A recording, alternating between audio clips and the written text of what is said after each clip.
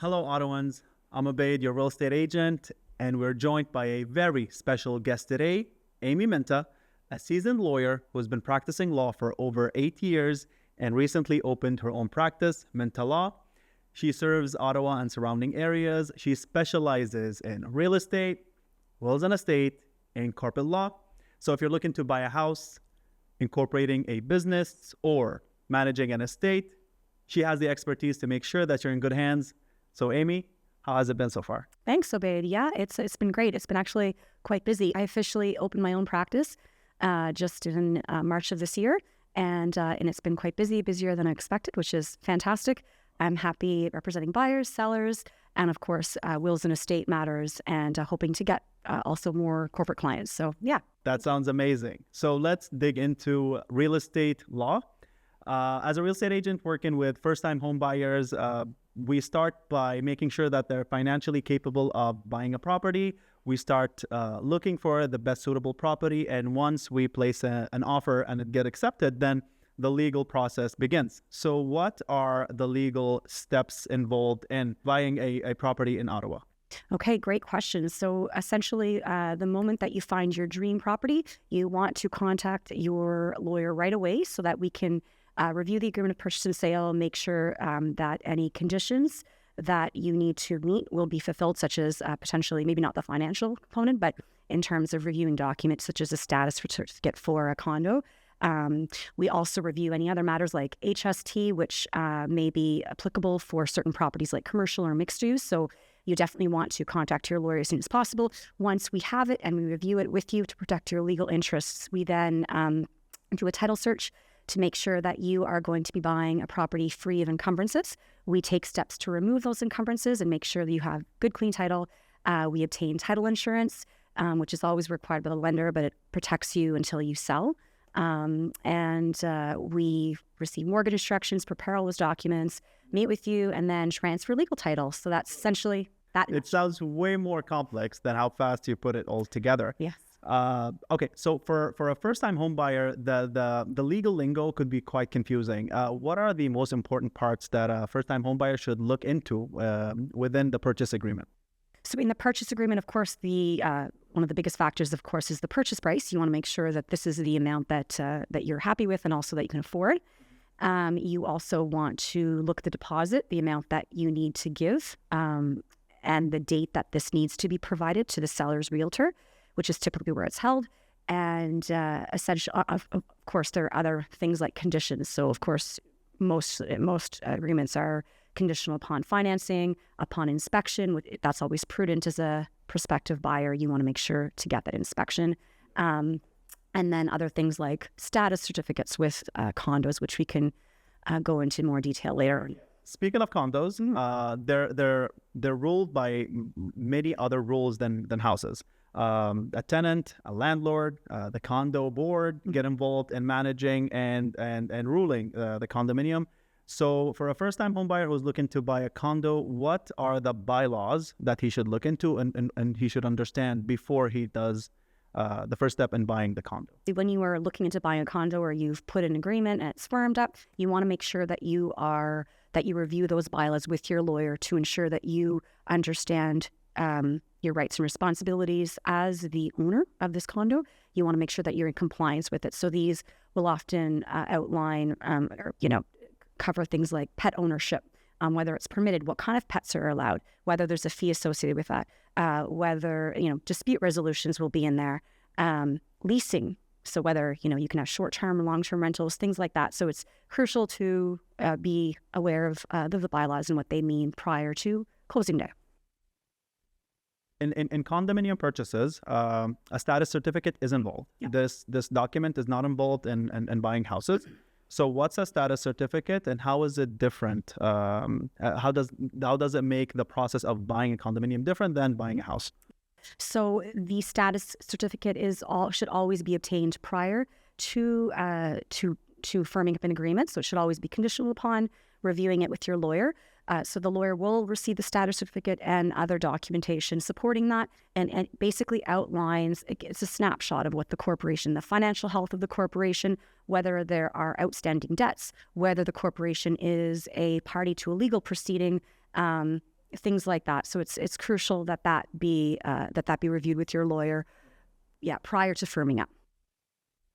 Aside from the status certificate, when it comes to condos, you have the condo fees and special assessment. Right. Condo fees are simple. The money that you pay each month to make sure that you manage and maintain the whole condominium and all the public amenities that you use within the condo. But what about special assessments? What are they, and how do they affect a condo buyer? Great question. So this is key for prospective buyers. So you want to look at whether there are special assessments. If you are an owner, these will often come up. So essentially, it is when there are unexpected renovations that need to be done, so unexpected repairs. So for example, if there's a deficiency with the building that needs to be fixed, if the roof needs to be replaced, things like that. So and it will be this amount that the owners, the unit owners, will need to pay towards. So it's spread across all of the owners, but it's important to know what that amount is and if there are any. All right. A lot of condo owners, they purchase condos for the sake of investment, not because they want to live in them, but they want to rent them out. Rentals, there are two types of rentals that I know of, the long-term and the short-term. What are those? What's the difference between each, and what bylaws regulate each one of them? Yeah, so as you said, there are short-term rentals and then long-term rentals. So first we can talk about the long-term rentals. So that's your typical residential lease. So someone enters into a lease agreement with the landlord to rent this as their residence. And so the bylaws will often regulate long-term rentals. So specify what needs to be done if you want to rent it out, for example, which often requires notification to the corporation, things like that. It also, some will require a certain minimum period. And so that is more geared towards maybe potentially prohibiting short-term rentals, but it may say, for example, it has to be more than 6 months. So things like that. So you have to ensure that you're in compliance with the bylaws.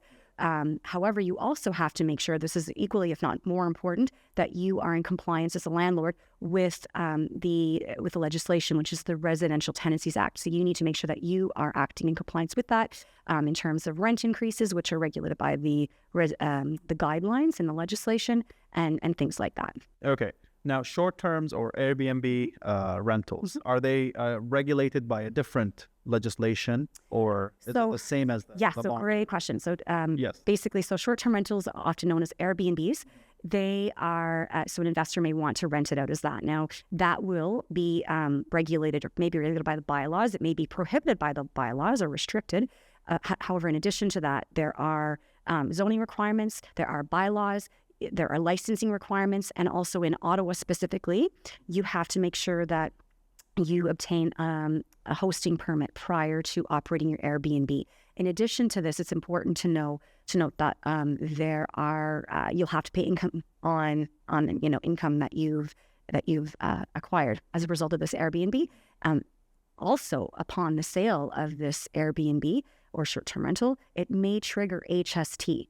So in addition to capital gains, which will always be applicable for secondary properties, you'll also potentially maybe be required to pay HST because depending on how many days that you've rented it out of the year in 1 year period, and also how much money you've earned. So depending on this very nuanced and complicated calculation, you may have to pay HST in addition to the capital gains. So that you have to be aware of that before you begin operating an Airbnb. Let's talk about another expertise that you have when it comes to law, wills and estates. Let's make it very simple. What is a will and why is it important? A will is crucial. So it's a legal document that your lawyer will draft, which outlines your wishes and how you want your assets to be distributed upon your death. It also identifies who your executor or executors will be. So it's crucial to have this for a number of reasons. Of course, you want to make sure that your loved ones are provided for upon your death. Because if you do not have a will, that means you will die intestate. And if you die intestate, your assets will be distributed according to the Succession Law Reform Act, which there's a good chance it will not align with your wishes. For example, certain loved ones will not be protected, will not receive assets according to this legislation. So you really want to make sure that you have this. Talk to your lawyer and make sure that this is your wishes are going to be granted upon your death. So let's say if a person has a will already, what's the best time to keep updating it? So typically I say it's a good idea to look at it every 5 years or so because life happens. However, there are certain circumstances, life events that trigger, that you should update your will or at least look at it. So for example, marriage, divorce, the death of a loved one, things like that, where, you really should look at your will and see if an update is required. So let's talk about power of attorney. I know there are two types, power of attorney for property and power of attorney for personal care. What's each one of them and why are they important? A power of attorney for property is a legal document that your lawyer will draft for you, enabling you to designate or authorize one or more persons to make decisions with regards to your finances and your assets. So this document, depending on how it's drafted, they can do everything that you can do with your finances, depending on the restrictions that are in there. And typically it's used if you lose capacity. So for example, if you're, God forbid, in a coma, or if you develop something like dementia in later years of life. The second power of attorney, which you asked about, is the power of attorney for personal care. And this is a legal document that, again, your lawyer will draft, authorizing one or more persons to make decisions with regards to your health care, nutrition, and shelter and clothing. And so this will only come into effect, though. It will only, the person will only be able to exercise or make those decisions once you lose capacity, which has to be assessed by capacity assessors. And so that's essentially what those documents are. Again, very crucial to have because you never know when these events. It sounds like a very tough decision for a person to make, especially the fact that you're making it in case if you're not capable. So you have to do it when you are capable. So how can a person know how to choose the perfect person to become his power of attorney? So it's very personal. You have to trust the person entirely. And this is something that you can discuss with your lawyer to see, the best person that can make these decisions. Again, very personal. You have to trust them. And of course, I always recommend that clients have two. So primary and then alternate. A power of attorney gives a person the power to make decisions in regards to another person.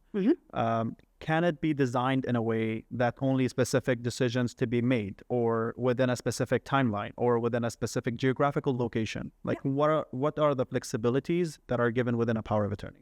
Power of attorney for property can be quite flexible. The lawyer can draft it as broadly or as narrowly as you wish. So some people want a power of attorney specifically for when they go away, on vacation or out of the country for a certain period of time, and they still need their bills to be paid, and they don't want to deal with this from abroad, or they can't. So your lawyer can draft it for those situations.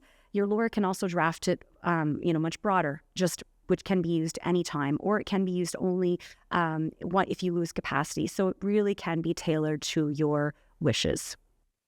So as shocking as it might sound, we do have a housing crisis in Canada. A lot of people are complaining about not being able to buy their own home. Yet Statistics Canada just announced that we are sitting around 8% of vacant properties, and that's residential. So as a way for the government to push back, they implemented the vacant unit tax. Can you tell us about what is it and how does it affect homeowners? Municipalities are authorized to implement these taxes. Ottawa has done so.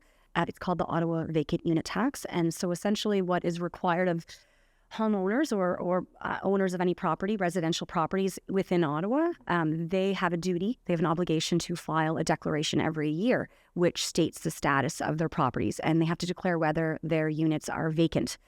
Now, if it is deemed vacant, then they will have to pay a 1% tax on the assessed value of that property.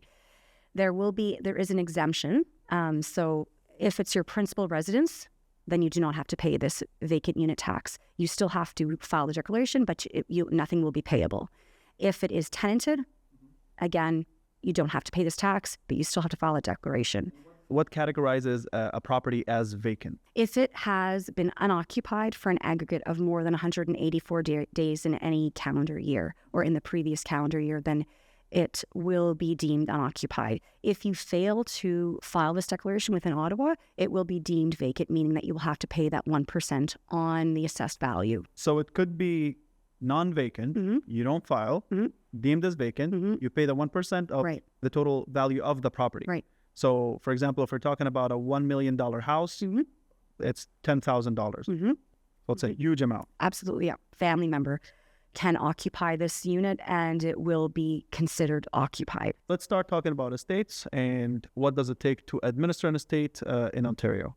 So an estate is basically all of your assets. So upon the death of a person, all of their assets. So property that they have, that they own, any investments they have, that will be part of their estate. And upon the death of a loved one, what first has to be done is the estate trustee will have to find the original will, bring it into the lawyer's office. The lawyer will have to review the will, ensure that it's the original, it's the most recent one that has been made. And then we'll have to determine in conjunction with the bank whether probate is required. If probate is required, the lawyer will have to file an application for a certificate of appointment with the courthouse, which can be costly and time-consuming. It can be a lengthy process, and estate administration tax will be will be due upon this application, which can be quite high. For the audience, what's a probate? Probate is the process where a lawyer will have to, if probate's required, they will have to file an application for a certificate of appointment with the local courthouse with the payment for the estate administration tax. And the court will have to review the documents, accept the payment, and then issue the certificate of appointment, which authorizes the estate trustee to administer the estate. So they can deal with the assets in accordance with the will, of course. So it can be quite costly depending on the complexity, but more importantly, the value of the estate. Yeah. And how are disputes handled legally within a state? Disputes can often arise with estates, depending on if a beneficiary or a family member may feel as though there's unfair treatment, they didn't receive what they were entitled to, or if they believe if there was lack of capacity with the testator, or if there was undue influence by a family member or by someone who was involved. And so with that, if that is the case, then they will often, and it can't be resolved out of court, they will have to pursue litigation where it can be resolved hopefully through mediation, but if not, then where through a judge.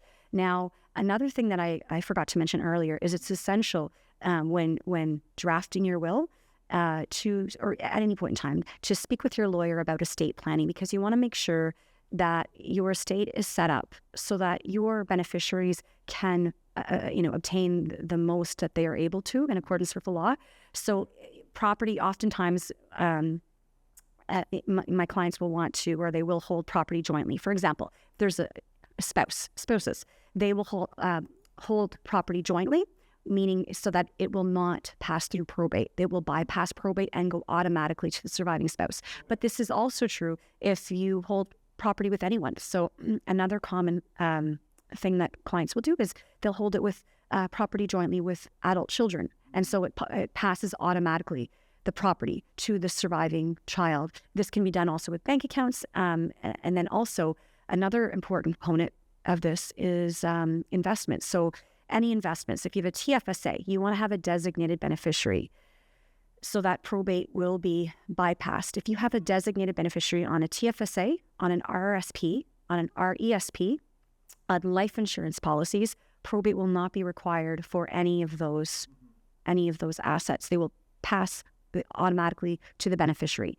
Now, a side note, a tip that I often tell clients is to make sure that you check off revocable, because if you check off irrevocable, then you won't ever be able to change the beneficiary. And even if an institution will allow you to change the beneficiary on a policy, which has been the case, unfortunately, previously, if it's challenged, the courts will not permit this, and it will go to the original, the beneficiary, rather than allowing that change because of the revolt. What are the best considerations to take for properties that are held jointly by two person or more? There are important considerations to consider when holding property jointly with, for example, an adult child. So in doing so, there is potential liability to creditors. And in addition to that, to divorced spouses with property division that could take place following a divorce with regards to your property. So those are just important considerations with regards to holding property jointly with adult children, for example. One of your expertise as well is corporate law. What are the benefits of incorporating a business in Ottawa? Yeah, there are many benefits. So one of the main reasons why people want to incorporate and why it's a great idea is because it will reduce your liability. It will put your personal liability, so that if there is ever a problem, that you're not absent of exceptional circumstances or bad faith, you will not be personally liable. It will be the corporation. So it protects you personally and your family. Another big reason people will want to incorporate is for the tax advantages. That's another big factor. And then another, finally, a big factor will be easier access to capital. You'll be able to obtain loans at a lower interest rate, for example. What are the key steps in incorporating a business? How does it work? Right. So first, you're a lawyer. After you decide whether you want a named corporation or a numbered corporation, the lawyer will file articles of incorporation. They'll create bylaws, and they'll determine how shares will be issued in accordance with your instructions. So once you actually have a business, you incorporate a business, you have different type of contracts. So what are the different types of contracts within a business? So some common contracts that lawyers should look at and should review before parties sign will be, of course, employment contracts or agreements to determine that your interests are protected. Non-disclosure agreements are also pretty common. And then finally, partnership agreements are fairly common. How can a lawyer help with contract disputes? Lawyers can assist with negotiations. They can assist with mediation and litigation if necessary to resolve the contract disputes which may arise. One of the most important subjects that everybody talks about are rental increases. Sometimes it feels very strict, and sometimes it feels more lenient. So how does it work, and why does it have two faces? Once you have a new tenant in a residential unit, the landlord can set whatever rent that they choose. So it can be whatever rent, as high as they want. However, as high as the tenant is willing to pay. However, once they are a tenant and there's a tenancy in place, then it is regulated, and so it will be governed, or it has to follow the guidelines. So we're currently sitting at 2.5%. So every 12 months, a landlord can only increase the rent by 2.5%. Now this varies from year to year. 2024 was 2.5%, and the guidelines again specify that the rent increase for 2025 will be 2.5%. So it will vary depending on, inflation and other factors, but that's essentially where we are at now. Yep. Rentals and safety deposits. What are the rules and regulations for that? As to deposits, the only deposit that a landlord can ask for is last month's rent. So you often hear damage deposits, security deposits. These are not, they're not legal in Ontario. The only deposit that a landlord can ask for, like I said, is last month's rent. Eviction could be a very, very sensitive subject for both landlords and tenants. What are the rules or regulations for evictions in Ottawa? The first step will be the landlord has to serve the notice to the tenant. And so there can be various reasons that for evictions. So the most common, as you probably know, is non-payment of rent. So if the tenant is in arrears, then the landlord can serve that tenant with a notice of eviction for non-payment of rent. If the tenant does not pay, or if they challenge this eviction, then the landlord will have to file an application for the eviction with the landlord and tenant board. Another very common reason for eviction is landlord's own use. So the landlord may decide for various reasons to move into the unit, and so this will allow the landlord to seek an eviction. Another reason, if the landlord's family member wants to move into the unit, or a buyer of the unit can also evict for this reason. Again, if the tenant challenges this, then the landlord will have to file an application with the landlord and tenant board, where a hearing will be held, and the adjudicator will determine whether an eviction is warranted under the circumstances. Rentals, maintenance, and repairs. Who's responsible? Who covers the cost? Great question. So the landlord is typically responsible for major repairs. So they have to, if there are issues such as mold, which might be common in older buildings, any other repairs that are required, major renovations, landlord will always be responsible for.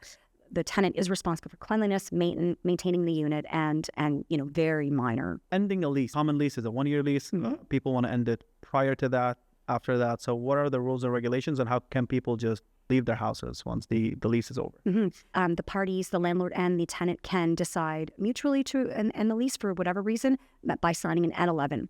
And so this has to be done voluntarily, of course. However, if the tenant wants to move out, the landlord can they still are owing. They're still owing on that entire amount. So they will have to sublet or sign a lease if the landlord, does not sign an N11. Beyond that year, then the tenant, to give notice, they will have to give 60 days notice to end their tenancy, because that it becomes what we call a month-to-month lease. Foreign investors, a lot of people who are non-Canadians, they want to invest in properties in Canada. What are the rules and regulations, and what are the restrictions on a foreign investor to invest in Canada? 2022, the federal government, they introduced legislation which prohibited foreign investors from buying residential properties within certain areas of Canada. So typically it's larger cities where this is applicable. So it won't apply to rural settings, and it prohibits foreign investors from buying residential units, smart commercial, or any residential properties with 3 units or less. So who's exempted from the foreign investor ban? Residents are exempt, as are certain temporary residents, like students or temporary workers who meet certain requirements specified in the regulations. They have to be within Canada for a certain number of days and within a certain number of years that are specified. And also there are requirements for filing income tax. Diplomats are also exempt, and those seeking refugee protection are also exempt under this category. Okay, so those categories can buy houses like a regular person with a Canadian status. Yep. But if you have no Canadian status, then you are prohibited from buying certain types of properties within Canada. Within certain regions, larger cities. And this legislation is going to be in effect for the next 2 years? 2 years, exactly. All right, so then, things could change. So hopefully we'll see things open up a bit more within that time period. As we were saying earlier, this was introduced to sort of address the rising cost of housing. So hopefully when that has been resolved, then this can be opened up again. A foreign investor with no Canadian status looking to invest in property in Canada, what type of properties can they buy? They can buy properties that are located outside of larger cities. So rural areas will be fine for any foreign investors. Also, commercial properties they're not included in this prohibition. So any foreign investor can buy commercial properties. Another type of property that any foreign investor can buy are the properties with 4 or more units. Question for you: why did you choose to become a realtor? Why this profession? So I specialize in marketing, and I chose real estate because of the product itself as a house. It's a very essential product. It's one of the biggest decisions that a person could make financially in their life. So it's a responsibility that I take pride in helping my clients to mitigate. So that's why I chose real estate. What would attract clients? Making sure that I connect them with the most professional. So for example, if I refer a client to you, I know he's in good hands, so I'm doing a good service. So I can trust myself, right? But it's good to also trust the people in the process. Right. So it's also whomever is involved in the process. Right. So a good referral is a part of what I do as a service for a person. Right. What can a lawyer do to make your job easier as a realtor? What do you hate when lawyers? Okay, so just keeping me in the loop. As long as I know when's the deadline and what should I do to make sure that we meet it. So we can work hand in hand, right? That's so interesting. Yeah. Because I don't do that. I just assume. When a client comes to me, I speak with the client. I don't. That's a really. So because sometimes it's even hard to reach the client in specific times. So if I have the other third parties who are involved in the process telling me about the deadlines that we have to meet, I can incorporate that or organize my work with their work. So it's a mortgage broker, a house inspector, a lawyer, not necessarily the client themselves. So that kind of makes things easier and ensures a smooth process for the client. I have a final question for you, Obaid. All right. What is a quote that you live by each day? Laziness is the killer of ambition. Jealousy is the killer of peace. And fear is the killer of dreams. So I try my best to live my life without any of those. That's fantastic. Thank you very, very much for your time and for the valuable information. We appreciate everything that you did. And how can people reach you? It has been a pleasure being here with you this afternoon. So you can go to my website, mintahlaw.ca, and I'd be happy to respond to any inquiries, any emails. If you need any assistance with real estate transactions, whether you're a buyer or a seller, whether you have questions, you need a will, you want to start estate planning, or if you have a corporate question, I'd be happy to assist you. Sounds great. Thank you very much. Thank you very much.